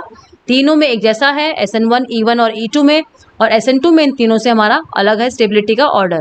3 डिग्री बच्चों वो होता है जिससे एक कार्बन से 3 कार्बन अटैच होते हैं बच्चों। 2 डिग्री में एक कार्बन से 2 कार्बन अटैच होते हैं, बाकी हाइड्रोजन होंगे हमारे। और 1 डिग्री में एक कार्बन से जो है एक ही कार्बन अटैच होता है, बाकी हमारे सारे हाइड्रोजन होते हैं। नेक्स्ट जो बच्चों इसमें एंटी एलिमिनेशन होता है, जो हमारे ग्रुप्स निकलेंगे फर्स्ट स्टेप में। जैसे ये हमने सबस्ट्रेट लिया है, इसमें X लगा हुआ है, बगल वाले पे H है, कार्बन पे अल्फा बीटा एलिमिनेशन होगा। अल्फा पोजीशन से हमारा हैलोजन निकलेगा और बीटा पोजीशन से हमारा हाइड्रोजन निकलेगा। इस केस में जो मैंने आपको सबस्ट्रेट दिया हुआ है, मैंने वर्ड यूज़ किया है एंटी एलिमिनेशन। तो देखिए क्या होता है, विपरीत एलिमिनेशन, विपरीत विलोपन होता है। अगर X हमारे यहाँ से निकलता है तो H हमारा बच्चों ये वाला निकलेगा, ये वाला H नहीं निकलेगा। इस चीज़ को हम बोलते हैं एंटी एलिमिनेशन। हालांकि दोनों H सेम है, लेकिन H जो है E2 रिएक्शन में विपरीत दिशा से निकलता है। आगे कुछ एग्जाम्पल्स मैं इसको आपको करवाऊंगी इसके ऊपर। पोलर अप्रोटिक सॉल्वेंट काम में लेते हैं इसमें, क्योंकि इसमें जो क्षार है वो पहले ही स्टेप में अटैक कर देता है, तो उसको घेरने के लिए हमें H+ की रिक्वायरमेंट नहीं होती है। और जिस सॉल्वेंट में H+ नहीं होता है बच्चों, उसको हम अप्रोटिक सॉल्वेंट कहते हैं। पोलार तो इसलिए है क्योंकि हमें ये वाला बॉन्ड जो है बच्चों वीक करना है। ये बॉन्ड जब तक वीक नहीं होगा, जब तक हम पोलार सॉल्वेंट काम में नहीं लेंगे। ध्रुवीय विलायक जब हम काम में लेंगे तभी C और X के बीच का बॉन्ड वीक होगा और ये टूटेगा, क्योंकि पोलार सॉल्वेंट ध्रुवीय विलायकों का डाइलेक्ट्रिक कांस्टेंट पैरा विद्युतांक जो है बहुत ज़्यादा होता है, जो CX बॉन्ड को वीक करने के काम में आता है। लिविंग ग्रुप जो है जितना अच्छा होगा, बाहर निकलने में कैपेसिटी रखता होगा, उतना ही ज़्यादा हमें E2 का रेट ऑफ रिएक्शन देखने को मिलेगा। यही केस हमारा E1, SN1 और SN2 में भी था। जो सबसे अच्छा लिविंग ग्रुप होगा, सबसे बेस्ट लिविंग ग्रुप होगा, वो आसानी से निकल के चला जाएगा। जिसकी साइज़ बड़ी होगी वो इलेक्ट्रॉन को लेके आसानी से निकल के जा सकता है, क्योंकि ये हाई टेम्परेचर पे होते हैं। 2 सिग्मा बॉन्ड टूटते हैं और 1 सिग्मा बनता है, इसलिए इनको एनर्जी की रिक्वायरमेंट होती है, इसलिए एंडोथर्मिक रिएक्शंस ये होते हैं। एग्जांपल देखिए बच्चों, Br निकलेगा, एक ही स्टेप सिंगल स्टेप प्रोसेस होता है। यहाँ से Br निकला बच्चों, यहाँ से H निकल आएगा, दोनों के बीच में डबल बॉन्ड हमारा बन जाएगा। अल्कोहलिक KOH लिखा हुआ है, इसका मतलब E2 रिएक्शन है, हाई टेम्परेचर लिखा हुआ है। नेक्स्ट में देखिए, यहाँ भी हमारा Br निकलेगा, अल्कोहलिक KOH लिखा है, स्ट्रॉन्ग बेस है, तो इसका मतलब E2 रिएक्शन होगा, साथ में टेम्परेचर भी दिया जा रहा है। 2 केस हो सकते हैं बच्चों, ये हमारा अल्फा है, ये बीटा है, ये हमारा बीटा है। तो हाइड्रोजन यहाँ से भी निकल सकता है, यहाँ से भी निकल सकता है, दोनों में अलग अलग प्रोडक्ट बनेगा। अगर उल्टे हाथ की तरफ से निकलेगा तो A वाला बनेगा, और सीधे हाथ की तरफ से हाइड्रोजन निकलेगा तो B वाला हमारा प्रोडक्ट देखने को मिलेगा। दोनों में से मेजर कौन सा होगा, अभी हमने देखा था कि जिसमें अल्फा हाइड्रोजन की अमाउंट ज़्यादा होगी वो मेजर होगा। अल्फा हाइड्रोजन काउंट कर लेते हैं। डबल बॉन्ड वाला कार्बन बच्चों ये हो गया, इससे जुड़े हुए कार्बन ये वाला हो गया, ये वाला हो गया। 3 हमारे अल्फा हाइड्रोजन यहाँ देखने को मिलेंगे हमें, और 3 अल्फा हाइड्रोजन हमारे यहाँ देखने को मिलेंगे, तो हमारा टोटल हाइड्रोजन हो गए बच्चों 6। और यहाँ देखिए बच्चों, डबल बॉन्ड वाले कार्बन से जुड़ा हुआ एक ही कार्बन है, इसके ऊपर 2 हाइड्रोजन जुड़े हुए हैं, तो हमारे 2 अल्फा हाइड्रोजन हो गए। तो टोटल हमारे अल्फा हाइड्रोजन बच्चों हो जाएंगे 2, और यहाँ पे थे हमारे 6। ज़्यादा है इसलिए स्टेबल है। ज़्यादा वाले प्रोडक्ट को जो मेजर अमाउंट में बनता है उसको हम सेजेफ प्रोडक्ट कहते हैं। कम अमाउंट में बनने वाले प्रोडक्ट को हम बच्चों हॉफमैन प्रोडक्ट कहते हैं। अब जो हमारा बच्चों ये सेजेफ प्रोजेक्ट था, इसके फिर से 2 बन सकते हैं, एक सिस और ट्रांस। मैंने पीछे स्लाइड में भी डिस्कस किया है आपके साथ में। ट्रांस वाला जो होता है बच्चों, ट्रांस वाला जो बच्चों होता है वो मोर स्टेबल होता है, ये ज़्यादा अमाउंट में बनता है क्योंकि ग्रुप अपोजिट डायरेक्शन में है, इनके बीच में प्रतिकर्षण रिपल्शन कम होगा, इसलिए मोर स्टेबल होता है। आगे हम कुछ और एग्जाम्पल्स डिस्कस करेंगे। Br निकलेगा फर्स्ट स्टेप में, ये बगल वाला कार्बन हमारा बीटा कार्बन हो गया। ये कार्बन है बच्चों, इसकी 3 वैलेंसी तो 1, 2 और 3 फुलफिल है, इसके ऊपर एक हाइड्रोजन लगा हुआ है। यहाँ से Br और यहाँ से ये हाइड्रोजन निकलेगा, तो ये डबल बॉन्ड का फॉर्मेशन इस तरह से हो जाएगा और ये हमारा प्रोडक्ट बन जाएगा। एल्कीन है हमारा ये। C2H5O- लिख सकते हैं, C2H5OH भी इसको लिख सकते हैं। इसमें बच्चों Cl निकलेगा। जिस कार्बन से Cl जुड़ा हुआ है उसके रिस्पेक्ट में ये वाला भी बीटा है, ये भी बीटा है, ये भी बीटा है। ये दोनों की पोजीशन बच्चों सेम है। जब यहाँ से निकलेगा हमारा हाइड्रोजन तो ये सेकंड वाला प्रोडक्ट बनेगा, और जब उल्टे हाथ वाले इस वाले बीटा पोजीशन से हाइड्रोजन निकलेगा तो हमारा प्रोडक्ट बच्चों ये वाला बनेगा। हम इसमें अल्फा हाइड्रोजन काउंट कर लेंगे। 3 यहाँ पे हाइड्रोजन लगे हुए हैं, 3 यहाँ पे हैं, 3 यहाँ पे हैं और 3 यहाँ पे हैं। टोटल हमारे हो जाएंगे बच्चों 12 अल्फा हाइड्रोजन। और यहाँ जो है बच्चों हमारे अल्फा हाइड्रोजन इस और इस कार्बन के बीच में बॉन्ड बना हुआ है। एक अल्फा ये हो गया और एक अल्फा बच्चों हमारा ये वाला हो जाएगा। इस पे एक हाइड्रोजन लगा हुआ है, इस पे 3 लगे हुए हैं। टोटल हाइड्रोजन हमारे हो जाएंगे बच्चों 4। यहाँ पे 12 अल्फा हाइड्रोजन है, ये ज़्यादा स्टेबल है, मुख्य उत्पाद बनेगा मेजर अमाउंट में, इसलिए इसको हम सेट प्रोडक्ट बोलेंगे। ये कम बनेगा, हॉफमैन प्रोडक्ट ये कहलाएगा। अगला एग्जाम्पल देखिए बच्चों, Br यहाँ से निकलेगा, लेकिन ये ऐसा एग्जाम्पल है जहाँ बच्चे अक्सर गलती कर जाते हैं। Br तो यहाँ निकल जाएगा, लेकिन यहाँ पे बच्चों जल्दबाजी में बच्चे जो है ये बना देते हैं, ये वाला प्रोडक्ट बना देते हैं, जो कि गलत है। क्योंकि ये जो कार्बन है बच्चों इस पर 5 वैलेंसी हो गई, 1 2 3 4 5, जो कि गलत है। यहाँ से Br तो निकल सकता है, लेकिन इस बीटा पोजीशन से हाइड्रोजन निकलना चाहिए। यहाँ पे हाइड्रोजन कोई है ही नहीं, क्योंकि पहले से ही कार्बन की 4 वैलेंसी पूरी है, तो इसमें हमें कोई रिएक्शन देखने को नहीं मिलेगा। तो जल्दबाजी में बच्चों इस तरह के क्वेश्चन आप गलत नहीं करेंगे। जैसे जैसे एग्जाम्पल आप करते जाएंगे आपके कंसेप्ट जो है क्लियर होते जाएंगे। इसमें देखिए बच्चों, जिस पे क्लोरीन लगा हुआ है ये हमारा हो जाएगा अल्फा कार्बन, ये हमारे बीटा बीटा हो गए बच्चों। अल्कोहलिक KOH है, मतलब E2 एलिमिनेशन होगा। हाई टेम्परेचर भी है यहाँ पे। अगर लेफ्ट हैंड वाला हाइड्रोजन निकलेगा तो बच्चों हमारा ये वाला बनेगा फर्स्ट वाला प्रोडक्ट। राइट हैंड वाला हाइड्रोजन निकलेगा ये वाला, तो हमारा बचेगा बच्चों ये वाला प्रोडक्ट। दोनों में से मेन वाला कौन सा होगा? अल्फा हाइड्रोजन काउंट कर लीजिए। नीचे वाले में 3 6 9 अल्फा हाइड्रोजन है बच्चों, और ऊपर वाले में बच्चों काउंट करेंगे तो आप एक ही ऊपर वाले में बच्चों काउंट करोगे तो आप देखोगे कि इसमें एक ही अल्फा हाइड्रोजन है। तो नीचे वाला जो है बच्चों हमारा मेन या मेजर प्रोडक्ट बनेगा, और ऊपर वाला हमारा बनेगा माइनर प्रोडक्ट। मेजर जो मेन बनता है उसको हम सेटजेफ कहते हैं, और जो स्मॉल अमाउंट में बनता है हमारा उसको हम बोलते हैं हॉफमैन। जो माइनर हमारा होगा बच्चों वो हॉफमैन हो जाएगा। लेकिन ये हमें कब देखने को मिलेगा? जो छोटा बेस काम में लेंगे। जो मैंने आपको बेस के बताए थे कौन कौन से काम में आएंगे A2 रिएक्शन में, वहाँ मैंने आपको कुछ छोटे बेस भी बताए थे, छोटे क्षार भी बताए थे और कुछ बड़े भी बताए थे। जब बड़ा बेस होगा तब हमें इसका उल्टा प्रोसेस देखने को मिलेगा, जो आपको आगे आने वाले एग्जाम्पल से समझ में आएगा। ये देखिए बच्चों, यहाँ से क्लोरीन निकलेगा, ये हमारा अल्फा हाइड्रोजन हो गया, इससे 3 कार्बन जुड़े। ये हमारा अल्फा कार्बन हो गया, इससे 3 कार्बन जुड़े हुए हैं। ये हमारे बीटा कार्बन हो जाएंगे। अल्कोहलिक KOH है, E2 एलिमिनेशन होगा, हाई टेम्परेचर है। ये दोनों कार्बन इनकी पोजीशन सेम है। अगर यहाँ से हमारा हाइड्रोजन निकलता है इस वाले बीटा कार्बन से, तो ये फर्स्ट वाला प्रोडक्ट हमें देखने को मिलता है, और ये इस वाले बीटा कार्बन से हमारा निकलता है तो हमें सेकंड वाला प्रोडक्ट देखने को मिलता है। स्टेबल कौन सा होगा? अल्फा हाइड्रोजन हम काउंट कर लेंगे, उससे हमें स्टेबिलिटी प्रोडक्ट की पता चल जाएगी। इन दोनों कार्बन के बीच में डबल बॉन्ड है, इससे जुड़े हुए कार्बन बच्चों ये वाला है और ये वाला है। इससे जुड़े हुए हाइड्रोजन काउंट करेंगे, इस पे 3 हाइड्रोजन है, इस पे 1 है, तो हमारे 3 + 1 टोटल हाइड्रोजन जो हो गए हमारे अल्फा वाले 4 अल्फा हाइड्रोजन हो गए इस केस में। यहाँ देखिए बच्चों, इस कार्बन के बीच में और इसके बीच में डबल बॉन्ड है, हमें अल्फा हाइड्रोजन काउंट करने हैं, तो डबल बॉन्ड वाले कार्बन से जुड़े कार्बन ये वाला और ये वाला हमारा हो गया अल्फा कार्बन। इस पे 3 हाइड्रोजन है, 3 इस पे हैं, 6, 1 हमारा, 2 हमारे इस पे हैं, 2 इस पे हैं, 6 और 4 यहाँ हमारे 10 अल्फा हाइड्रोजन देखने को मिलेंगे। तो ये हमारा मेजर या फिर सेटजेफ प्रोडक्ट हो जाएगा, SP लिख रही हूँ, और ये हमारा हो जाएगा माइनर, कम मात्रा में मिलेगा हमें। हॉफमैन प्रोडक्ट HP इसको मैं लिख रही हूँ, हॉफमैन प्रोडक्ट को HP लिखा है मैंने, और सेटजेफ प्रोडक्ट को मैंने SP लिखा है, देखने को मिलेगा। तो उम्मीद करती हूँ बच्चों आपको किस तरह से अल्फा हाइड्रोजन काउंट करने और स्टेबिलिटी बतानी समझ में आ गया होगा। एग्जाम्पल कुछ और कर लेते हैं हम। यहाँ पे बच्चों Cl निकलेगा, एक बार मैंने अल्कोहलिक KOH लिखा है, E2 एलिमिनेशन। यहाँ पे मैंने जो बेस काम में लिया है बच्चों NaNH2 in the presence of ammonia. ये एक ऐसा बेस है जो डबल बॉन्ड में से भी बच्चों हाइड्रोजन निकाल लेता है और ट्रिपल बॉन्ड का फॉर्मेशन कर देता है। तो ध्यान रखेंगे, जहां आपको Na-NH2 NH3 की प्रेजेंस में देखने को मिलेगा, वहां आपको ये कंडीशन देखने को मिलेगी कि किस तरह से डबल बॉन्ड से ट्रिपल बॉन्ड बन जाता है, हमारा एल्काइन होता है फॉर्म। तो यहाँ पे इस केस में जब हमें इस तरह का देखने को मिले तो हमें E2 एलिमिनेशन अल्कोहल और हाई टेम्परेचर पे यहाँ देखने को नहीं मिलेगा, क्योंकि ये पहले से ही एल्कीन है। तो इस वाले रिएजेंट को, बेस को हमें काम में लेना पड़ेगा, तब हमारा एल्काइन बन जाएगा।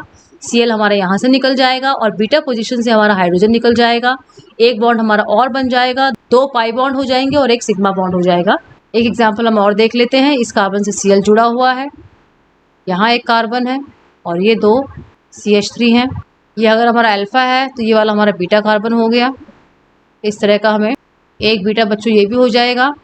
इस वाले से निकलता है तो हमें ये वाला मिलता है प्रोडक्ट देखने को, और एक यहाँ से अगर निकल जाता है तो हमें ये प्रोडक्ट देखने को मिलेगा। स्टेबिलिटी देख लेते हैं बच्चों।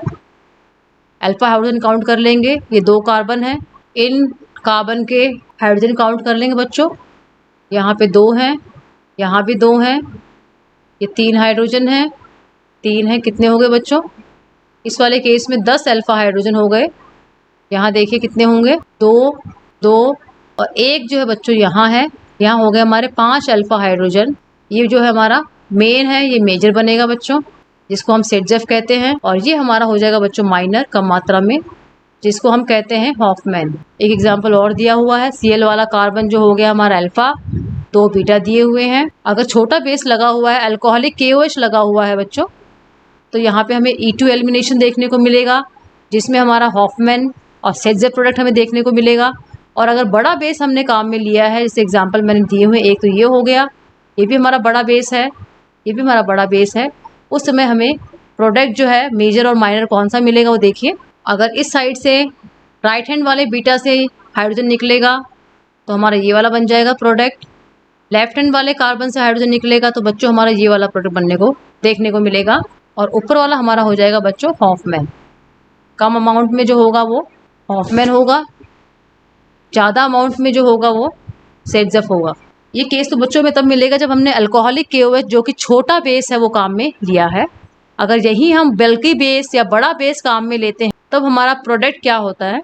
अब देखिए बच्चों, बड़ा बेस क्या करता है। बड़े बेस में हमें त्रिविम बाधा, स्टेरिक हिंड्रेंस देखने को मिलती है। बहुत बड़ा बेस है, इसकी साइज बड़ी है, तो ये इस सबस्ट्रेट के अंदर से, जिसके अंदर से हमें H और Cl निकालना है, बीच में से नहीं घुस पाता है, जैसा कि हमारा छोटा बेस कर पा रहा था। छोटा बेस जो था वो कहीं से भी घुस के हमारा H+ बीटा पोजीशन से निकाल रहा था, जबकि इसके लिए, बड़े बेस के लिए, कहीं से भी घुसकर बीटा पोजीशन से H+ निकालना पॉसिबल नहीं था। अब देखिए बच्चों, इसमें क्या होता है, बड़ा बेस होता है तो बड़ा बेस होता है, अगर वो इस वाले बीटा कार्बन से हाइड्रोजन निकालने की कोशिश करता है तो यहाँ से इसके लिए संभव नहीं है, क्योंकि ये वाला कार्बन जिसपे हाइड्रोजन लगा हुआ है, ये 2 बड़े बड़े ग्रुप से घिरा हुआ है। तो बड़ा बेस इस वाले कार्बन पे अटैक नहीं कर पाएगा इतनी आसानी से, जितनी आसानी से वो इस वाले कार्बन पे, कोने वाले कार्बन पे अटैक कर देगा। क्योंकि ये कार्बन कोने पर है तो एक साइड से जाकर इसका हाइड्रोजन ये आसानी से निकाल लेगा। यहाँ से हमारा Cl निकल जाएगा, यहाँ से हमारा हाइड्रोजन निकल जाएगा। तो डबल बॉन्ड जो है बच्चों हमें यहाँ पे देखने को मिलेगा आसानी से। तो जिस प्रोडक्ट में यहाँ पे डबल बॉन्ड होगा वो हमारा मेजर बनेगा, और जिसमें सीधे हाथ की तरफ डबल बॉन्ड होगा, जहाँ पे इसके अटैक करने के चांस कम है, वो हमारा माइनर प्रोडक्ट हो जाएगा। बड़े बेस के, बल्कि बेस के केस में हाइड्रोजन तो हमारा बीटा पोजीशन से निकलेगा, लेकिन छोटा बेस जो है वो आसानी से कहीं से भी निकाल सकता है, लेकिन बड़ा बेस जो है वो साइड वाले कार्बन के ही ऊपर अटैक कर पाएगा और वहाँ से हाइड्रोजन निकाल पाएगा। अब यहाँ देखिए, हमने कहा था ये मेजर प्रोडक्ट है क्योंकि कोने वाले हाइड्रोजन जो है निकल रहा है, नीचे वाला माइनर प्रोडक्ट है क्योंकि बीच वाला हाइड्रोजन निकल रहा है, जो बड़ा बेस बड़ी मुश्किल से निकाल पाता है। ऊपर वाले में अल्फा हाइड्रोजन कितने हैं बच्चों? 1 अल्फा हाइड्रोजन है। नीचे वाले में अल्फा हाइड्रोजन कितने थे बच्चों? हमारे 9 अल्फा हाइड्रोजन थे। लेकिन बड़े बेस के केस में 9 अल्फा हाइड्रोजन वाला प्रोडक्ट जो था कम अमाउंट में बन रहा है, जबकि 1 अल्फा हाइड्रोजन वाला प्रोडक्ट ज़्यादा अमाउंट में हमारा बन रहा है। इसलिए बड़ा बेस जब होगा तब हमारा जो मेजर होगा प्रोडक्ट वो हमारा हो जाएगा हॉफमैन प्रोडक्ट, और जो माइनर होगा हमारा वो हमारा होगा सेटजेफ। जबकि ऊपर वाले केस में, छोटे बेस के केस में, इसका अपोजिट था। आप देख सकते हैं, जो माइनर था उसको हम हॉफमैन कह रहे थे और जो मेजर था उसको हम सेटजेफ कह रहे थे। जबकि बड़े बेस के साथ में देखिए बिल्कुल अपोजिट हो गया। मेजर वाले को हम हॉफमैन कह रहे हैं क्योंकि इसमें कम अल्फा हाइड्रोजन है, लेस स्टेबल है। और जो माइनर वाला है जिसमें ज़्यादा अल्फा हाइड्रोजन है, स्टेबल तो अब भी है ये, लेकिन इसकी अमाउंट कम है, स्टेबल ज़्यादा है, इसलिए इसको सेट्ज़ेफ बोलेंगे। तो यहाँ पे सेट्ज़ेफ की अमाउंट कम हो गई। हॉफमैन वाला जिसको कम स्टेबल है उसकी अमाउंट यहाँ पे ज़्यादा हो जाएगी। आगे देखिए, ये बच्चों क्लोरीन जो है अल्फा कार्बन हो गया जहाँ पे लगा हुआ है। एक बीटा हमारा ये हो जाएगा, एक ये हो गया, एक यहाँ भी है बीटा हाइड्रोजन। अगर इस ऊपर वाले बीटा से निकलेगा तो हमारा ये वाला प्रोडक्ट बनेगा, और नीचे वाले बीटा कार्बन से निकलेगा तो हमारा ये वाला प्रोडक्ट देखने को मिलेगा। ये ऊपर वाला बच्चों बीटा कार्बन है जो दिख नहीं रहा है यहाँ पे। बड़ा बेस हमने काम में लिया है क्योंकि बड़ा बेस है, त्रिविम बाधा यहाँ देखने को मिलेगी। अब ये कौन सी बीटा से हाइड्रोजन निकाल पाएगा? ये जो बीच वाला बीटा है हमारा, ये चारों तरफ से घिरा हुआ है। इस केस में ये वाला हमारा बीटा कार्बन था, ये चारों तरफ से घिरा हुआ है, तो यहाँ से इसके लिए पॉसिबल नहीं है हाइड्रोजन निकालना। तो ये हमारा बनेगा बच्चों माइनर प्रोडक्ट। होने वाले से आसानी से निकल लेगा, ये हमारा बन जाएगा मेजर प्रोडक्ट। हालांकि है तो बच्चों ये माइनर प्रोडक्ट, लेकिन ये ज़्यादा स्टेबल है क्योंकि इसमें अल्फा हाइड्रोजन अगर आप काउंट करेंगे तो वो ज़्यादा है। स्टेबल वाले को हम बोलते हैं सेट्ज़ेफ और अनस्टेबल वाले को हम बोलते हैं हॉफमैन। लेकिन बड़ा बेस आते ही हॉफमैन जो है हमारा मेजर हो गया प्रोडक्ट, और सेट्ज़ेफ स्टेबल वाला प्रोडक्ट हमारा माइनर कम मात्रा में बनेगा। एंटी एलिमिनेशन की बात हम कर रहे थे, उसका भी एक एग्जाम्पल देख लीजिए। अल्कोहलिक KOH है, हाई टेम्परेचर है, ये क्लोरीन यहाँ से निकलेगा। दो बीटा पोजीशन है, एक ये वाली होगी बच्चों, एक ये वाली होगी हमारी। मैंने आपको बताया था कि एलिमिनेशन रिएक्शन में एंटी एलिमिनेशन होता है।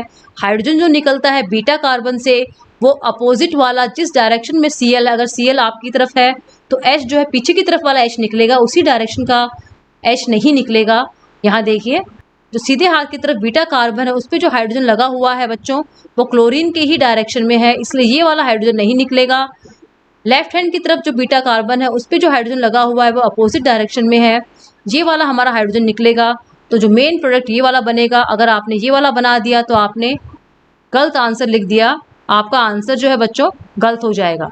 एक दो एग्जाम्पल बच्चों हम इसके और देख लेते हैं। ये क्लोरीन बच्चों यहाँ से निकलेगा, ये अल्फा हो गया हमारा, ये बीटा, ये बीटा।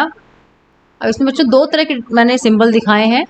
ये वाला सिंबल जो है इसको हम वेज बोलते हैं। वेज का मतलब है आपकी तरफ, क्योंकि ये 3 डायमेंशनल स्ट्रक्चर है, त्रिमिमीय स्ट्रक्चर है, इसको यहाँ बनाना संभव नहीं है। तो जो आपकी तरफ आता हुआ कार्बन है, प्लेन से उठा हुआ कार्बन आपकी तरफ वाला, उसको हम बोलते हैं वेज। ये वेज है हमारा। और ये डैश डैश दिखा रखा है, ये प्लेन से नीचे की तरफ आपसे दूर वाला जो ग्रुप होगा वो हमारा हैश पे लगा हुआ है, वो हमारा डैश पे लगा हुआ है। आपकी तरफ जो होगा वो वेज हो जाएगा और दर्शक से दूर जो होगा वो डैश हो जाएगा। यहाँ से क्लोरीन निकलेगा, तो क्लोरीन हमारा कहाँ लगा हुआ है बच्चों? दूर वाली स्थिति पे लगा हुआ है। तो हाइड्रोजन हमारा कहाँ से निकलेगा बच्चों? बीटा पोजीशन से पास वाली स्थिति से निकलेगा। अगर हम मान रहे हैं कि क्लोरीन जो है वो तल के पीछे की तरफ है, तो हाइड्रोजन जो बच्चों तल के आगे की तरफ होगा वो निकलेगा। इस वाले बीटा पे जो हाइड्रोजन है, ये जिस तल में क्लोरीन है उसी तल में है, तो ये नहीं निकलेगा। इस वाले बीटा पे जो हाइड्रोजन है, इसमें दोनों हाइड्रोजन उपस्थित हैं, एक तो जिस तल में क्लोरीन है वो वाला हाइड्रोजन भी है, और एक क्लोरीन के विपरीत तल वाला हाइड्रोजन भी है। तो ये वाला हाइड्रोजन बच्चों यहाँ से निकल जाएगा, और जो हमारा प्रोडक्ट बनेगा वो देखिए यहाँ से निकलेगा। ये वाला एल्कीन हमें देखने को मिलेगा। जिस साइड में क्लोरीन है, अगर हाइड्रोजन उसी साइड में होगा तो वो नहीं निकलेगा। जिस साइड में क्लोरीन है उसके अपोजिट डायरेक्शन वाला ही हाइड्रोजन निकलेगा बीटा पोजीशन से। बच्चों समझ में आ रहा होगा आपको? तो अगर आपने ये वाला आंसर लिखा है बच्चों, तो आपका आंसर गलत हो जाएगा। ये वाला आंसर हमारा सही है, और ये आपने बना दिया तो आपका आंसर बच्चों गलत है। एक एग्जाम्पल और देख लीजिए। अगर इस तरह का एग्जाम्पल आपको दे दिया गया तो आप क्या करेंगे? ये क्लोरीन जो है बच्चों डैश से लगा हुआ है, यहाँ पे हाइड्रोजन दिखाया नहीं है, लेकिन यहाँ पे ये दिखा रखा है कि वेज पोजीशन पे CH3 लगा है। इसका मतलब हाइड्रोजन जो बच्चों कहाँ होगा? डैश वाली पोजीशन पे होगा। यहाँ इस वाले बीटा कार्बन के ऊपर भी आपको दिख रहा है कि वेज पोजीशन पे CH3 लगा हुआ है, इसका मतलब हाइड्रोजन जो है बच्चों यहाँ पे डैश पे होगा। अब चाहे ये वाला बीटा देख लो, चाहे बच्चों ये वाला बीटा देख लो, दोनों के हाइड्रोजन जो है बच्चों डैश पोजीशन पे है। तो इस केस में कोई रिएक्शन हमें होता हुआ नहीं दिखाई दे रहा है, क्योंकि बीटा पोजीशन से वही हाइड्रोजन निकलेगा जो क्लोरीन के अपोजिट साइड होगा। जिस साइड क्लोरीन लगा हुआ है उसके अपोजिट साइड में लगे हुआ हाइड्रोजन ही बीटा पोजीशन से निकल पाएगा। बच्चों उम्मीद करती हूँ आपको एलिमिनेशन रिएक्शन समझ में आ गए होंगे। पूरा वीडियो अगर आप ध्यान से देखेंगे तो कॉम्पिटिटिव एग्जाम्स में आने वाले सारे क्वेश्चंस जो है आप आसानी से सॉल्व कर पाएंगे। आपको अच्छा लगे तो लाइक कीजिएगा, अपने फ्रेंड्स को शेयर कीजिएगा। जो बच्चे पहली बार मेरी वीडियो को देख रहे हैं वो इस चैनल को सब्सक्राइब कर दीजिए। बेल आइकन को प्रेस कर देंगे तो आपको आगे आने वाले वीडियोज़ की नोटिफिकेशंस टाइमली मिल जाएंगे। थैंक यू बच्चों।